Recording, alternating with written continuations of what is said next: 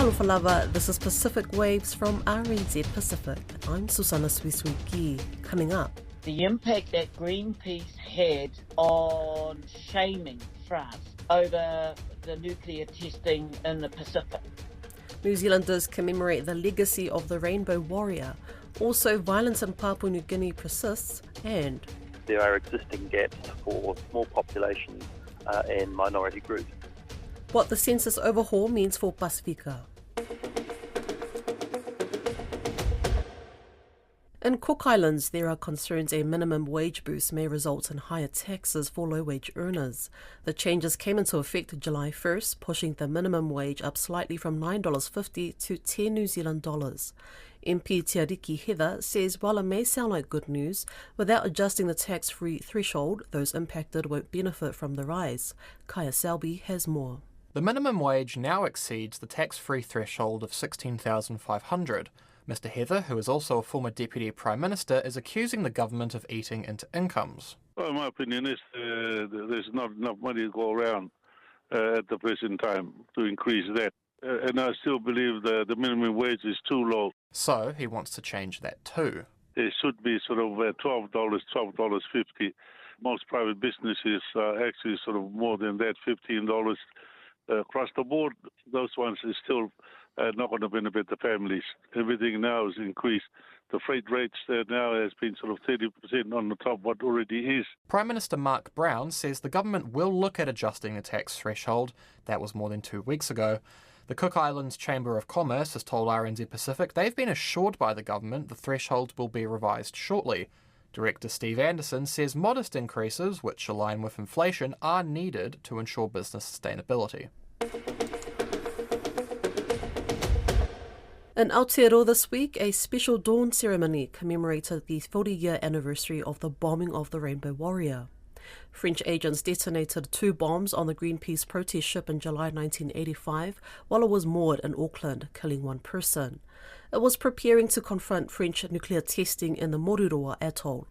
The anniversary comes as anti-nuclear advocates criticise what they say is growing enthusiasm for nuclear use in the region through deals like the AUKUS Security Pact. Te Wilofotai has more. 40 years ago, Hilda Hochyard-Harawira was on board the Rainbow Warrior. A few years earlier, she established a grassroots anti-nuclear group in Aotearoa that became part of the bigger nuclear-free and independent Pacific movement.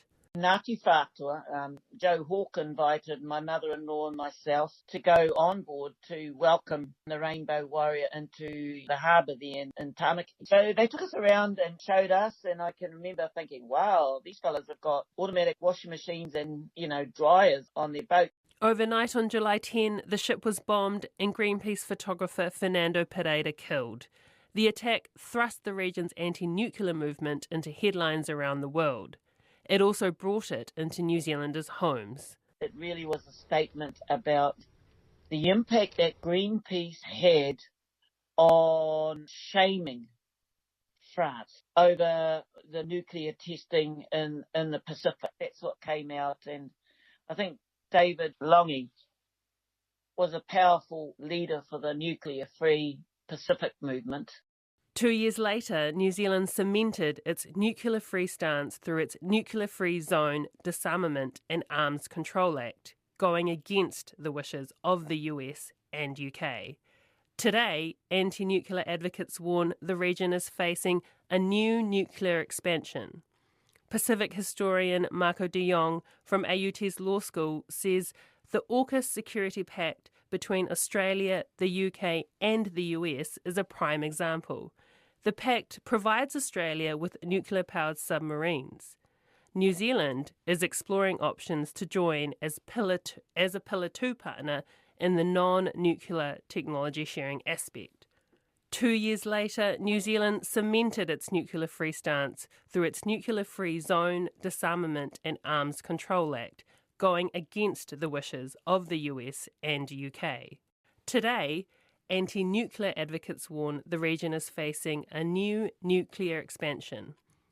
Pacific historian Marco de Jong from AUT's law school says the AUKUS Security Pact between Australia, the UK and the US is a prime example.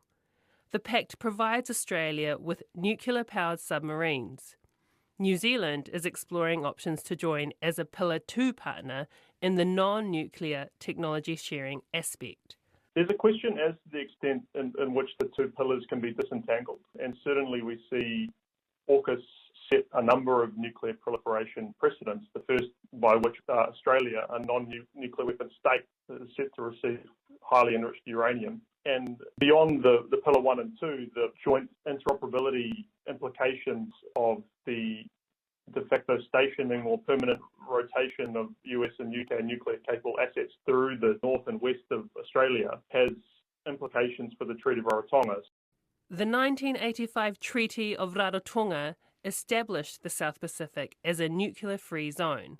13 Pacific nations signed it, including Australia and New Zealand. Both Marco de Jong and Greenpeace Aotearoa Executive Director Russell Norman say New Zealand, even looking into Pillar 2 of AUKUS, goes against the spirit of the treaty. Dr. Norman says any participation would be incompatible with being nuclear-free. At its heart are nuclear-propelled submarines with cruise missiles on board that can be nuclear-armed. So that's at the heart of this new proposal. And for the New Zealand government to sign up to any part of that, I think is certainly a breach with the spirit of nuclear-free New Zealand, if not a technical breach. A spokesperson for Foreign Affairs Minister Winston Peters disagrees. He says AUKUS has nothing to do with nuclear weapons. Pillar 1, with just Australia, the UK and the US, relates to nuclear-powered submarines, which the Rarotonga Treaty does not preclude. Violence in Papua New Guinea appears to be becoming more prevalent. Most recently, there was an horrific murder in Hela where a mother of 6 was shot after being burnt and tortured when family members accused her of sorcery. In Port Moresby, bus drivers have retaliated after one of their colleagues was killed in the suburb of Hanuabara. The governor of the National Capital District, Paus Pakorp, has called on the drivers not to take the law into their own hands. There have also been prolonged battles in various Highlands provinces, and last year a police strike sparked a calamitous riot in the capital. Paul Barker is the executive director of the PNG Institute of National Affairs, and Don Wiseman spoke to him about the violence and got his take whether it's getting worse.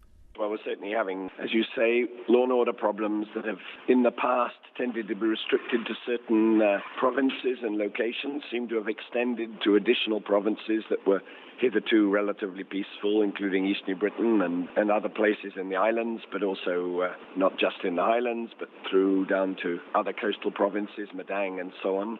And as you've seen, conflicts that have broken out in the streets of Moresby. To some extent, it relates to lack of economic opportunities, frustration by young people particularly. On the other hand, it's also weak capacity for application of the rule of law, not just by the police, but by communities and cooperation between the different parties. So during this year, a major focus of the 2025 budget has been on enhancing police capacity, and that was a bit of a wake-up call from the riots in January of last year. They have got extra police that they've recruited and that are in training, and we also know that the Commissioner has terminated quite a lot of police over the last period of time for abuse and poor conduct and sometimes aggressive conduct. Some of these problems emanate from some of the conflict zones in the Highlands, and you get young people, whole families who effectively are displaced from these Highlands communities, come to the towns and cities of PNG to escape pretty horrendous conflicts in the Upper Highlands, particularly in Enga, Southern Highlands, Hela. And again, we've had this dialogue with various parties, including the police, and saying, well, it cannot be addressed simply by more police on the ground. It needs to have more effective policing, better cooperation. And there are a lot of people who buy into that and who totally agree, including some in the government itself who say, yes, just adding to the numbers of police without enhanced capacity, discipline, and so on will not in itself address these problems. In fact, it could even exacerbate that. You would like to see what happen? we would like to see a system of cooperation. In the past, government was seen to be a neutral hand. The old system going back into colonial times with the KIAP and so on, they were impartial in conflicts. Unfortunately, what we tend to see now is that a lot of people in government are seen to be party to the conflict. You've got some who are instigating conflict for their own ends. They may be people who are living in Moresby or even sometimes outside the country, and they have effectively gangs who work for them back in their home provinces and stir up trouble. So we need to effectively neuter them, to be able to work with the communities, establish effective community engagement and policing and early warning systems.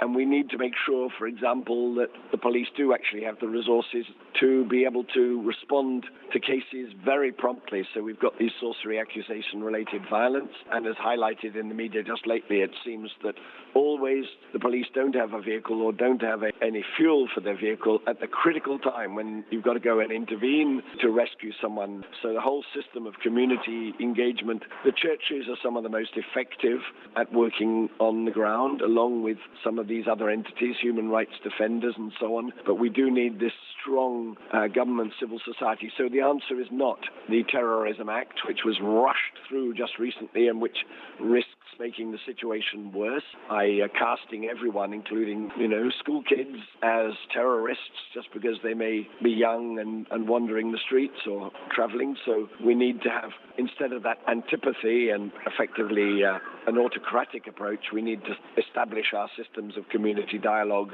and we need the leaders to be engaged and participating, not all remote, overseas, traveling, or in their Land Cruisers somewhere else. We need them to roll up their sleeve. We've got some very good examples where we've actually brought sides together. There was one in Hagen, an ongoing tribal fight, and the leaders were all in Moresby, but some players on the ground brought the conflicting sides together and said, why are you even fighting each other? You're just doing this because your bosses tell you to do it. But if you actually look at it, you've got more in common with each other, and at the end of a long session, they were all playing football with each other and enjoying each other's company, and that was the end of a long conflict. But it was stirred by old antipathies and power broking by these, they call them warlords, but we're told not to use the word warlords because that sort of aggrandizes them. They're not lords of anything, they're just warmongers, as it were. And so clearly money is involved. Money gets involved with the arms trade. You've also got, of course, some of the other trades, the drugs trade and some of the other trades, but it's this melding of power, money, even the sorcery accusation-related violence. It's a new form of power, intimidating people and making yourself powerful and everyone being compliant with you. So we've got to break those systems, and that requires cooperation. Under the Terrorism Act, that's the lethal force allowance. Yeah, that means you can go out and shoot anyone that happens to be inconvenient to you, and obviously that can open the Pandora's box. You can shoot political enemies, people who are critics, journalists, anyone else, and it's certainly not what BNG needs. I mean, what you're talking about here, it's something of a revolution. It would take a huge amount to achieve, wouldn't it? Do you think there is the wherewithal within the country to do it, to achieve it? I think it's going to need a lot of it, international assistance, but it's going to have to, the ideas, the commitment are going to have to come from within the country. So the outside world can support in training, in dispute resolution training for not just police, but for community leaders. Yeah, we need that commitment. There are certainly people who are seeing some of these issues, are seeing that this is needed, and I think it's part of the dialogue. We have this 50-year review that's going on, looking forward 20 years, how do we move forward and avoid many of the mistakes of the past. So that review team is raising many of those issues, a committee chaired by former Deputy Prime Minister Charles Abel. So they're trying to think outside the box and see where we can go forward. But all across the board, if you look at the statistics just lately, which have been put together in the latest economic and social reports from the ADB, from the World Bank and others, you'll see see absolutely atrocious social indicators. You see the economy growing slowly, you're seeing education capacity not growing. You get a lot of these functions, high malnutrition, low job creation, and so on and so forth. And, we've got to address those together with the impacts of that, which is growing frustration and conflict, developing in the urban areas where people have remigrated. So the development partners, some of them are aware of this, and they're throwing their hands a little bit in the air and saying, what do we do? And academics are sort of doing that as well and saying, hey, look, the only way is cooperation, working with those who are willing and able to provide leadership and think outside the box. Pacific Peoples and Statistics Minister Dr. Shane Reti has recently announced an overhaul of the 5-yearly census. Minister Reti spoke with Kaya Selby about what these changes will mean for Pacifica. So if we look at some of the existing gaps in the census, there are existing gaps for small populations and minority groups, and so of course that tends to include Pacific Islands and Pacific Islands people. What we're looking to do here fundamentally, we've always done, well, certainly in the last 2 census, we've had an enumeration that is fundamentally a door knock, and then supported that with administrative data. What this does is change that around, so administrative data first, supported by enumerative data.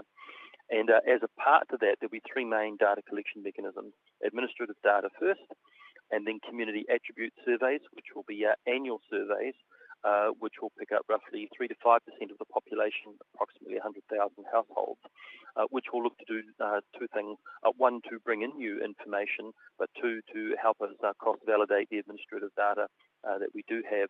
And the third and most important to this discussion is the targeted surveys. And the targeted surveys will be particularly to those populations that are already poorly represented in enumerative data, census data, and may also be poorly represented in administrative data. That's the purpose of the targeted surveys. So that would be where we'd be looking to pick up any gaps in representation from Pacific people. Right, so are we going to see Pacific-specific targeted surveys? All of the targeted surveys are still being worked through at the moment as a view to what the sample size might be, what the modality will be. But it is an example, Pacific people is an example of those targeted communities that already have data gaps with the current method we do census, and already are recognised as having some gaps in the administrative data.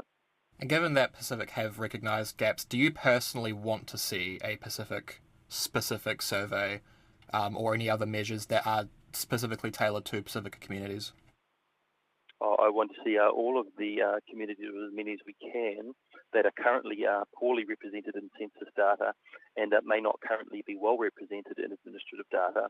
I'd like to see our best efforts at picking them up, both through the community attribute surveys, but also through the targeted surveys. Do you agree with Labour and Pacifica Data Sovereignty Network that Pacific communities tend to have low trust levels in data and government data collection?